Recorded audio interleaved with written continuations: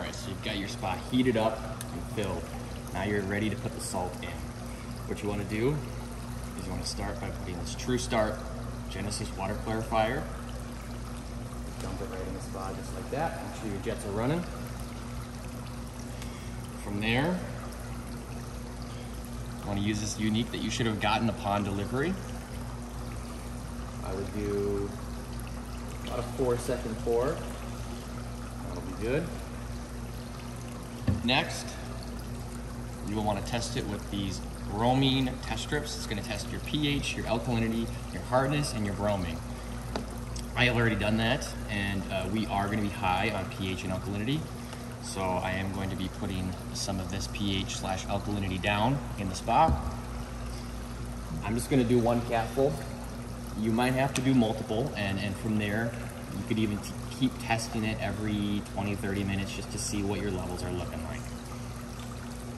After that, all it comes down to is going to be putting this sodium bromide in, the True Blue sodium bromide. So what you want to do, get the jets going, and start pouring it in one at a time. The correct amount is going to depend on your spa and which size it takes. For this spa, for example, this is going to take 4 2-pound bottles, so 8 pounds total. I would consult with your sales guy or our website if we have any of those startup sheets to walk you through it. Otherwise, we're just going to keep going there.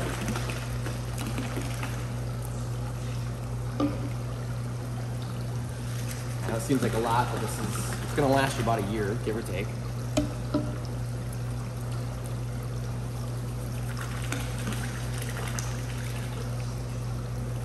And then after that, you would want to change your filter cycles and your salt setting, which we should have a video for that as well.